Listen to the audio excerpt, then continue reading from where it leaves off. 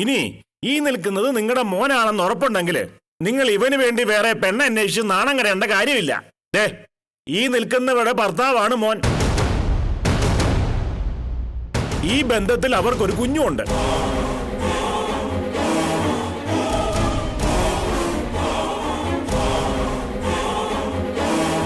ഇനി നിങ്ങളുടെ മുന്നിൽ രക്ഷപ്പെടാൻ അവനിത് മാറ്റി പറയുകയാണേല് രണ്ടുപേരുടെയും വിവാഹ സർട്ടിഫിക്കറ്റിന്റെ കോപ്പി എന്റെ കയ്യിലുണ്ട്.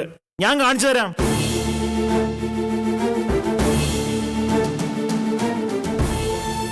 ഞാൻ ഈ കേട്ടതൊക്കെ നേരാണോടാ?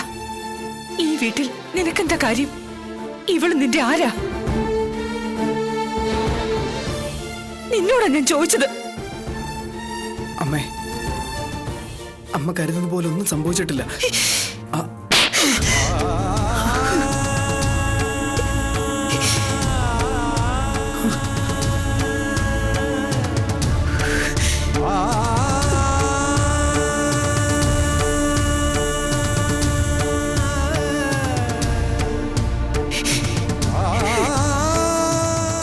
ഇതിലും ഭേദം നിനക്ക് ഞങ്ങളെ കൊന്നു കളയായിരുന്നില്ലടാ. എന്നിട്ട് ഇറങ്ങായിരുന്നില്ലേ ഇതിനൊക്കെ? എന്ന് മുതലാണ് നിനക്ക് ഞങ്ങൾ അറിയാതെ ഭാര്യയും കുഞ്ഞും ഒക്കെ ഉണ്ടായത്. എടാ കൊച്ചനെ, നിന്റെ മുമ്പിൽ ഞാൻ അങ്ങനെ പൊട്ടം കളിച്ച് നിന്നപ്പോ നീ എന്താ കരുതിയത് എന്നെ കുറിച്ച്? നീ പറയുന്ന പുളുവൊക്കെ ഈ മണ്ടൻ അങ്ങ് വിശ്വസിച്ചെന്നോ? ഒന്നുമില്ലേലും 10-30 ഓണം നിന്നേക്കാൾ അധികം ഉണ്ടവനല്ലടാ ഞാൻ. അതെങ്കിലും നീ ഓർത്തില്ലല്ലോ. അല്ലേ, മുട്ടേന്ന് വിരിയാത്ത പിള്ളേരുടെ തന്റെ നോക്കിക്കേ. ഇതിനു മുമ്പ് മാന്യന്മാരായ എത്ര കുടുംബക്കാർ വന്ന് താമസിച്ചു പോയ വീടായത്. നാട്ടുകാരറിഞ്ഞ ഇതിന്റെ നാണക്കേട് ഞങ്ങൾക്കും കൂടെ ആണല്ലോ ഈശ്വര. അറിയട്ടെ, നാട്ടുകാർ മുഴുവൻ അറിയട്ടെ. ദമയന്തി, രണ്ടിനെയും കൈയോടെ പിടിച്ച് പോലീസിൽ ഏൽപ്പിക്കണം.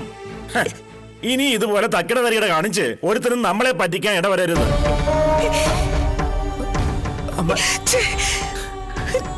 എന്നോട് ക്ഷമിക്കണം. നിങ്ങളൊക്കെ കരുതും പോലെ അല്ല കാര്യങ്ങള്. മരുതമ്പിള്ള ചേട്ടാ, ഞാൻ എല്ലാം തുറന്നു പറയാം. വേണ്ടടാ, ഇനി നീ ഒന്നും പറയണ്ട. ഇനി ഇവൾക്കും നിനക്കൊക്കെ പറയാനുള്ള ഇടം വേറെയാ. ഓ, എന്നാലും നീ ഇത്രയും പെരുങ്കള്ളി ആയി പോയല്ലോടി. സത്യം എന്തെന്നറിയാതെ നിന്നെ ഒരു മോളെ പോലെ സ്നേഹിച്ച ഞങ്ങളെ വേണം പറയാൻ. ശരിയാണ് ആന്റി, ഞാൻ കള്ളി തന്നെയാ. എല്ലാ കുറ്റവും ഞാൻ ഏറ്റെടുക്കുന്നു.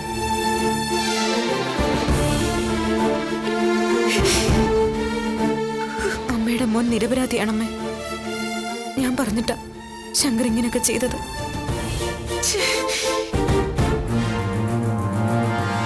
വേണ്ടെന്ന് പറഞ്ഞ് ഇയാൾ പലവട്ടം ഒഴിഞ്ഞു മാറിയതാ. എങ്ങനെയെങ്കിലും ജീവിക്കണം എന്നുള്ള കൊതിയുണ്ട് ഞാന് ഇയാള് നിർബന്ധിച്ച് ഇങ്ങനെയൊക്കെ ചെയ്യിച്ചത്. നിനക്ക് ജീവിക്കാൻ കൂട്ടുപിടിക്കാൻ എന്റെ മോനെ കിട്ടിയുള്ളോടി. പാലും പത്രവും ഒക്കെ ആയിട്ട് വന്നത്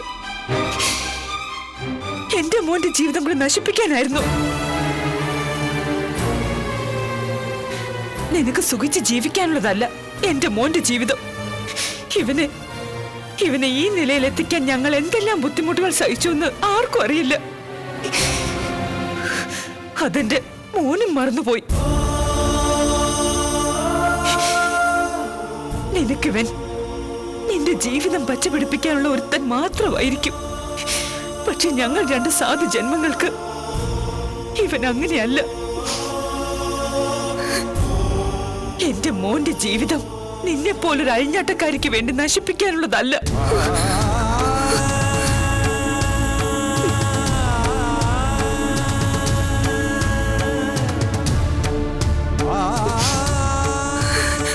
അമ്മേ, സത്യമറിയാതെ അമ്മ വേണ്ടാത്തൊന്നും വിളിച്ച് പറയരുത്.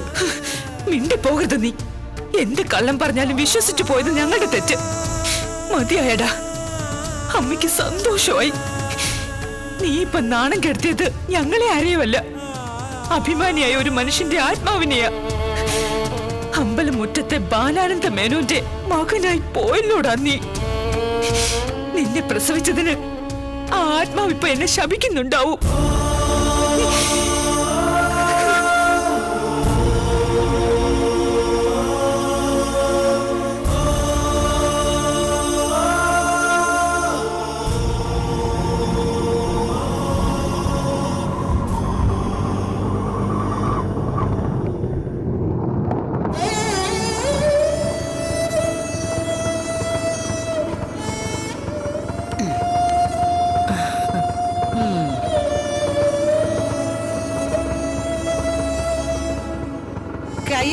എട്ടും പാണ്ടും ഉണ്ടെങ്കിൽ ഒരു ഒറ്റ ഓട്ടോക്കാരന്മാര് നിർത്തത്തില്ലെന്നേ. അല്ലേ പലചരക്ക് സാധനവും വാങ്ങിച്ച് വിമാനം വിളിച്ച് വരാൻ പറ്റുമോ? ആ ഇതെന്നാ പറ്റി? എല്ലാരും ഉണ്ടല്ലോ. എവരേതാ പലഹാരത്തിന്റെ ഓർഡറും കൊണ്ടുവന്നാരാ? ദേ തള്ളേ, ഇവിടെ താടിക്ക് തീ പിടിച്ച് നിൽക്കുമ്പോഴാ അവരുടെ ഒരു പലഹാര കച്ചവടം. ദേ ഇവരും കൂടെ അറിഞ്ഞിട്ടാ ഇതുങ്ങൾ ഈ കള്ളത്തരം മുഴുവൻ കാണിച്ചു കൂട്ടിയത്. ഇവര് ഭർത്താവിനെയും കൂട്ടി അന്ന് ഇവിടെ വന്നപ്പോഴേ എനിക്ക് സംശയം ഉണ്ടായിരുന്നു ഇതിനകത്ത് എന്തോ കള്ളത്തരം ഉണ്ടെന്ന്. ദേ തള്ളേ, മര്യാദയ്ക്ക് സത്യം പറഞ്ഞോണം, ഇല്ലെങ്കിൽ നിങ്ങളെ ഞാൻ സ്റ്റേഷനിൽ കയറ്റും. ഈ പെണ്ണും ചെറുക്കനും തമ്മിൽ എന്താ ബന്ധം? ഇവനെ ശരിക്കും കെട്ടിയതാണോ? എന്തിനാ അങ്കിൾ ആ പാവത്തിന് വെറുതെ വിട്ടേക്ക്? ഞാൻ പറഞ്ഞല്ലോ, എല്ലാം എന്റെ തെറ്റാണ്. ഞാനാണ് എല്ലാത്തിനും കാരണക്കാരി.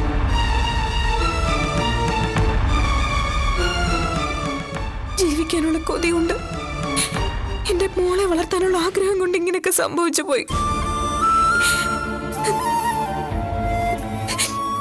കള്ളത്തരമായിരുന്നു, പറഞ്ഞതെല്ലാം കള്ളത്തരമാണ്.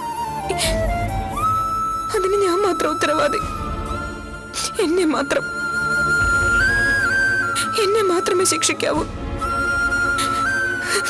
നിങ്ങൾ തരുന്ന എന്ത് ശിക്ഷയും ഞാൻ വാങ്ങിക്കോളാം. Please uncle, ശങ്കറിനെ വിട്ടേക്കൂ. അയാൾ ഒരു തെറ്റും ചെയ്തിട്ടില്ല. ഓ അപ്പൊ എല്ലാരും എല്ലാം അറിഞ്ഞു. അതെ, എന്താ ആരും ഒന്നും അറിയില്ലെന്ന് കരുതിയോ? ദേ ഈ നിൽക്കുന്ന ചെറുക്കന്റെ അമ്മയാ ഇത്. ദേ എന്നെ വഴക്കൊന്നും പറയില്ലെങ്കിൽ ഞാനൊരു കാര്യം പറയാം. ഈ പിള്ളേരിങ്ങനെ ഒരു ഊരാകുടുക്കിലാണെന്ന് എന്റെ മണ്ടക്കാട്ടമ്മയാണ് ഇവിടെ വന്നേ പിന്നെയാണ് ഞാൻ അറിയുന്നത്. ഇവളൊരു കൊച്ചിനെയും കൊണ്ട് ഇങ്ങനെ കിടന്ന് കഷ്ടപ്പെടുന്നത് കുറച്ച് നാളായിട്ട് എനിക്കറിയാം. ആ കൊച്ചിനെ എവള് പറ്റതൊന്നും അല്ല.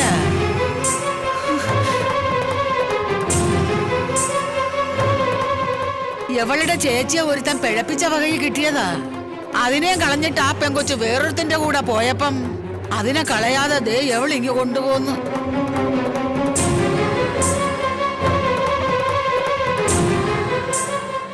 ഒരു കൊച്ചിനെയും കൊണ്ട് ഒറ്റയ്ക്ക് ചെല്ലുന്ന ഒരു പെണ്ണിന് ആരും വീട് കൊടുക്കാത്തത് കൊണ്ട് ദേ ഇവൾ ഇവനെ കെട്ടിയെന്ന് കള്ളം പറഞ്ഞാ നിങ്ങളുടെ ഈ വീട് ശരിയാക്കിയത്.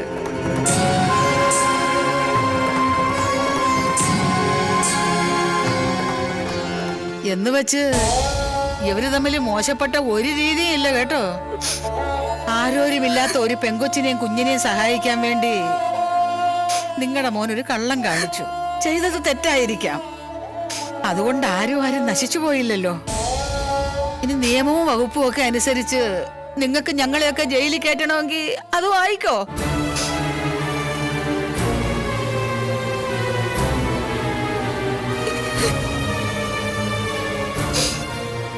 നീ വിഷമിക്കാതെടി മോളെ. പോലീസോ ജയിലോ എന്തോ ആയിക്കോട്ടെ, ജീവിക്കാൻ വേണ്ടിയല്ലായിരുന്നു. സമ്മതിക്കില്ല എന്ന് വെച്ചാൽ ഇവര് പോയി എന്താണെന്ന് വെച്ചാ ചെയ്തോട്ടെ. നമ്മളെ തൂക്കിക്കൊന്നാലും ദൈവത്തിന്റെ കോടതിയിൽ നമ്മൾ രക്ഷപ്പെടുവടി മോളെ. നീ ധൈര്യമായിട്ടിരിക്കുക. ദേ ഭരത സാറേ, കേസ് കൊടുക്കുമ്പോ ഇവരുടെ കൂട്ടത്തിൽ ഇതേ നിങ്ങൾ എന്റെ പേര് കൂടി ചേർക്കണം. ഭരതൻപിള്ള ഒന്ന് വരൂ.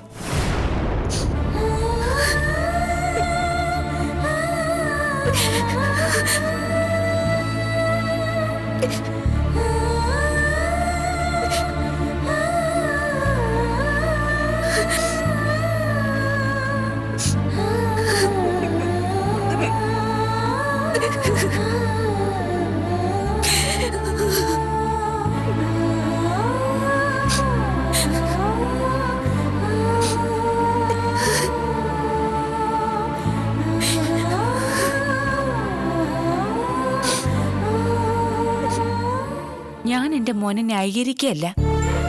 അവനൊരു പാവമാണ് ഭരതൻപിള്ളെ. ആരെയും ജീവൻ കളഞ്ഞ് സഹായിക്കുന്ന അവന്റെ ഈ മനസ്സാ അവനെ ഈ കുഴപ്പങ്ങളെല്ലാം കൊണ്ട് ചാടിക്കുന്നത്. സഹായിക്കുന്നത് നല്ലതല്ലെന്ന് ഇവിടെ ഞങ്ങൾക്ക് ആർക്കും ഒരു അഭിപ്രായവും ഇല്ല. പക്ഷേ അതിനുവേണ്ടി ഇത്രത്തോളം കടുങ്കൈ ചെയ്യേണ്ട കാര്യമുണ്ടോ? കള്ള മാരേജ് സർട്ടിഫിക്കറ്റ് ഉണ്ടാക്കാമെന്ന് പറഞ്ഞാ നിസാര കുറ്റമാ. ആൾമാറാട്ടത്തിനും വഞ്ചനാകുറ്റത്തിനും ഒക്കെ തൂക്കി അകത്തിട്ട രണ്ടിനും പിന്നെ ജാമ്യം പോലും കിട്ടത്തില്ല. ഇങ്ങേര് പറയുന്നതിലും കാര്യമില്ലേ? ഒരു വാടകക്കാരെ പോലെയാണോ ഞങ്ങൾ ഇതുവരെ അവരോട് പെരുമാറിയത്? ആ കുഞ്ഞിനെ കാണാതായപ്പോ മുതല് ഞങ്ങളാൽ കഴിയുന്ന എല്ലാ സഹായവും അവർക്ക് വേണ്ടി ചെയ്തു കൊടുത്തതാ. ആ ഞങ്ങളെ ഇത്രയും കാലം ഇവരിങ്ങനെ ഇട്ട് പറ്റിച്ചു എന്ന് ആലോചിക്കുമ്പം അതിലെന്താ ഇത്ര അതിശയിക്കാൻ ദമയന്തി? പെറ്റ തള്ളയോട് കള്ളം പറയാൻ ഉളിപ്പില്ലാത്തവർക്കാണോ പിന്നെ നമ്മളോട്? ഛേ, എന്റെ ജീവിതത്തിൽ ഇങ്ങനെ ഒരു അബദ്ധം പറ്റിയിട്ടില്ല എനിക്ക്. ആ കൊച്ചു എന്ന് പറയുന്നവനെ ഇനി ഇതിന്റെ ഏഴയലത്ത് കണ്ടുപോകരുത്. ഭരതൻ പിള്ളയുടെ വിഷമം എനിക്ക് മനസ്സിലാവും. പക്ഷെ എന്ത് ചെയ്യാനാ? എന്റെ മോൻ ചെയ്ത തെറ്റിന് ഞാൻ നിങ്ങളുടെ രണ്ടുപേരുടെയും കാല് പിടിച്ച് മാപ്പ് പറയാൻ ഒരുക്കുക. ദയവ് ചെയ്ത് ഇതൊരു പ്രശ്നമാക്കരുത്. ആ സ്ത്രീ പറഞ്ഞതൊക്കെ സത്യമാണെങ്കിൽ അവളെ ഇവിടെ താമസിപ്പിക്കാൻ വേണ്ടി ആയിരിക്കണം അവൻ ഇങ്ങനെ ഒരു സാഹസം ചെയ്തത്. എന്നുവെച്ച് ചെയ്ത തെറ്റ് തെറ്റല്ലാതാവുന്നില്ല എന്നറിയാം. അവന്റെ ഭാവിയെ ഓർത്തെങ്കിലും ഇത്തവണത്തേക്ക് നിങ്ങൾ ക്ഷമിക്കണം. ഇതെന്റെ അപേക്ഷയാ. ഇക്കാവുമ്മ പറഞ്ഞത് വാസ്തവാണെന്ന് എനിക്കും തോന്നിയിട്ടുണ്ട്. രണ്ടുപേരും ഭാര്യ ഭർത്താക്കന്മാരാണെന്നും പറഞ്ഞ് ഇവിടെ വന്ന് ഞങ്ങളെ പറ്റിച്ച് വീടൊപ്പിച്ചു എന്നുള്ളത് നേരാ. എന്തായാലും അവര് തമ്മിൽ അങ്ങനെ ഒരു ബന്ധം അടുപ്പമൊന്നും ഇല്ലായിരുന്നു അല്ലേ? ഞങ്ങൾക്ക് അപ്പോഴേ സംശയം ഉണ്ടായിരുന്നു. അതേപ്പറ്റി അവരോട് ചോദിക്കുമ്പോഴൊക്കെ ഓരോരോ കാരണങ്ങളാ.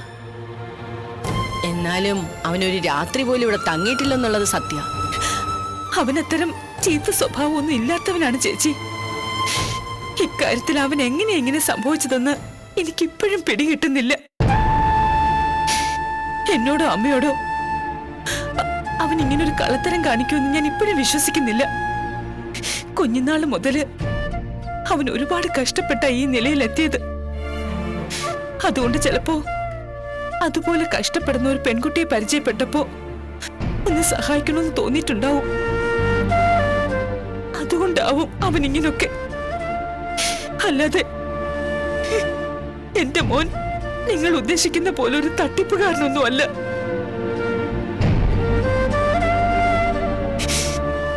അതുകൊണ്ട് അവനോട് ഒരു തവണത്തേക്ക്, ഒരൊറ്റ തവണത്തേക്ക് അവനോട് ക്ഷമിക്കാൻ മനസ്സ് കാണിക്കണം. എന്റെ കുഞ്ഞിനെ പോലീസ് സ്റ്റേഷനിൽ കയറ്റരുത്. ഞാൻ നിങ്ങളുടെ കാല് പിടിക്കാം. എനിക്കും എന്റെ വയസ്സായ അമ്മയ്ക്കും അവനല്ലാതെ വേറെ ആരുമില്ല.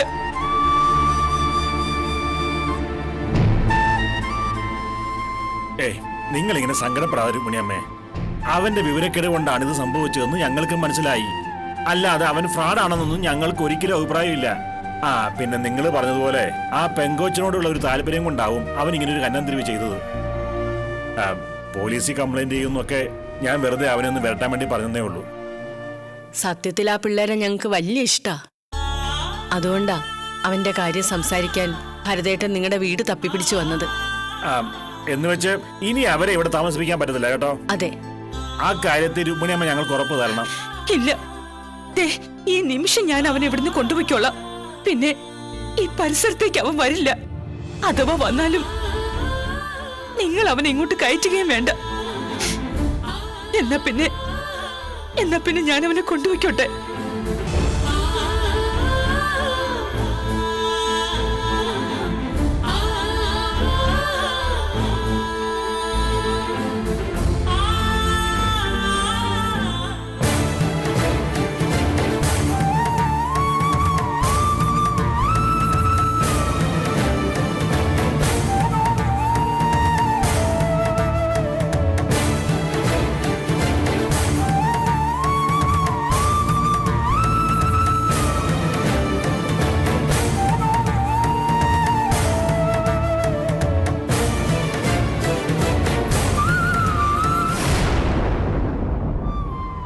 ഗൗരി,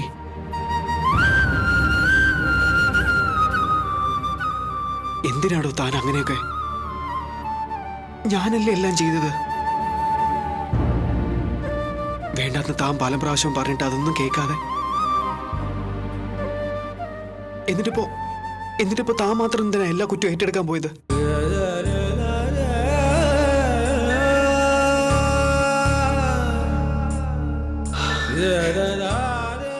ഞാൻ അമ്മയോടും ഭരതൻ ചേട്ടനോടൊക്കെ സംഭവിച്ചത് എന്താണെന്ന് തുറന്നു പറയാൻ പോവാ. അങ്ങനെ തന്നെ മാത്രം കുറ്റക്കാരിയാക്കാൻ ഞാൻ സമ്മതിക്കില്ല. എന്തു വന്നാലും നമ്മൾ ഒരുമിച്ച് അനുഭവിക്കും. ശങ്കർ, പ്ലീസ്, എന്നെ ഇത്രയും സഹായിച്ച് ഉപദ്രവിച്ചത് പോരെ ഇയാൾക്ക്?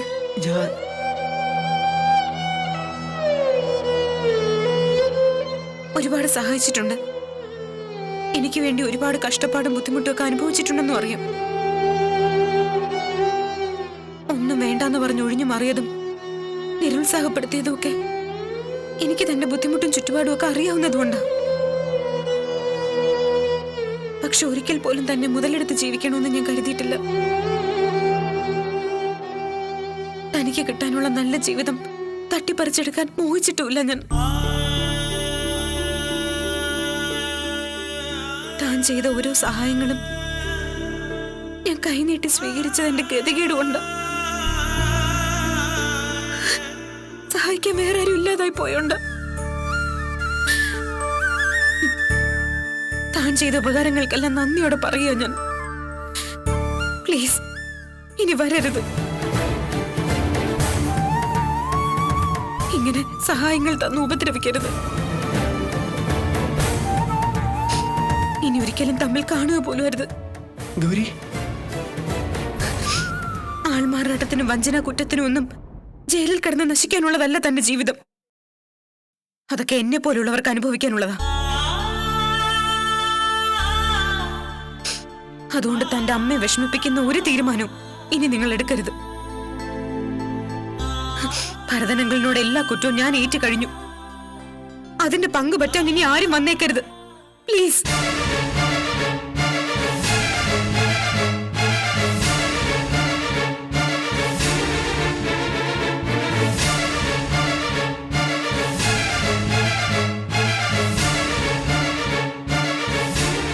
അയാളോട് ഞാൻ കാര്യങ്ങളൊക്കെ സംസാരിച്ചിട്ടുണ്ട്. നിനക്ക് ഇവിടുന്ന് വല്ലതും എടുക്കാനുണ്ടോ? ചോദിച്ച കേട്ടില്ലേ? ഉണ്ടോന്ന്.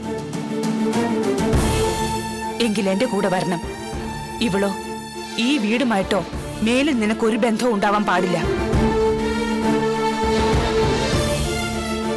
നീ ഒരു നല്ല പെണ്ണായിരുന്നെങ്കിൽ ഒരിക്കലും ഇങ്ങനൊന്നും ചെയ്യില്ലായിരുന്നു. ഇനി എന്റെ മോന്റെ ജീവിതവും നശിപ്പിക്കാൻ നിന്നേക്കരുത്. എനിക്കിനി ഇവനേ ഉള്ളൂ. ഒരമ്മയുടെ അപേക്ഷയാ. വാടാ, നിന്നോട് വരാനാ പറഞ്ഞത്.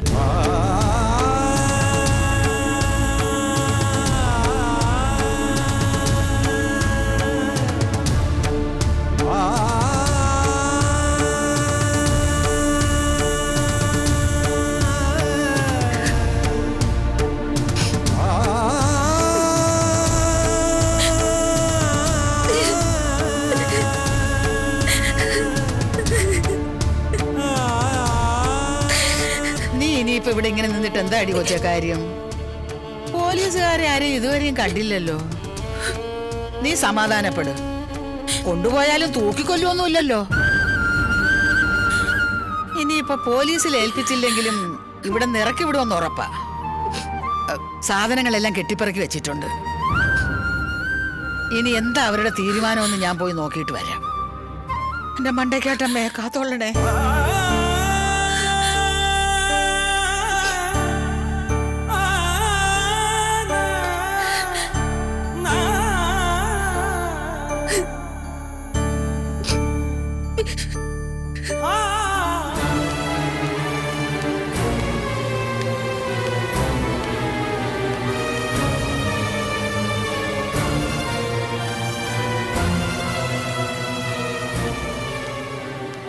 സാറേ.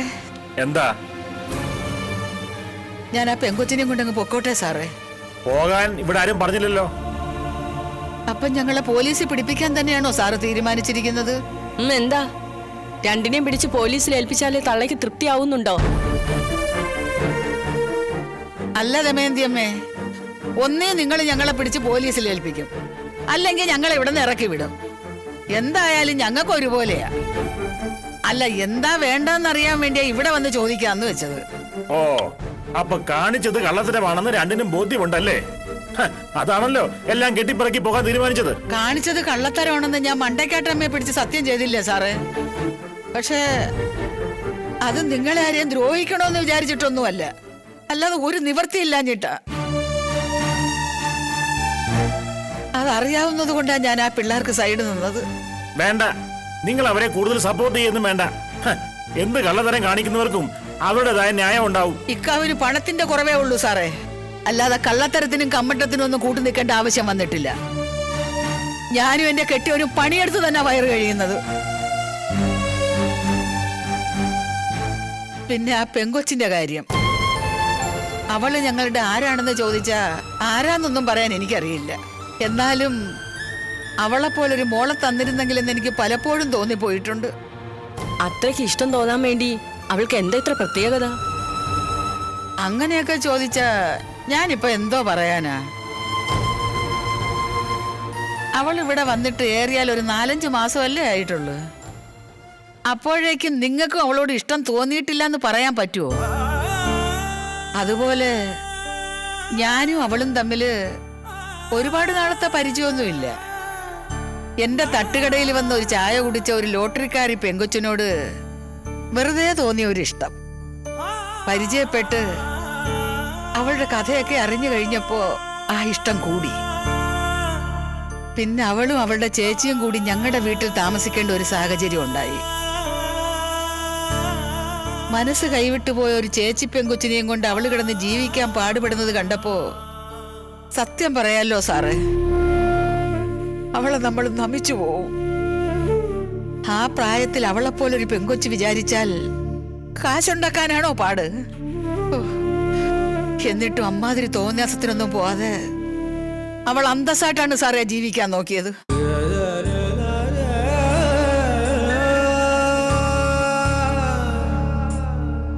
da da da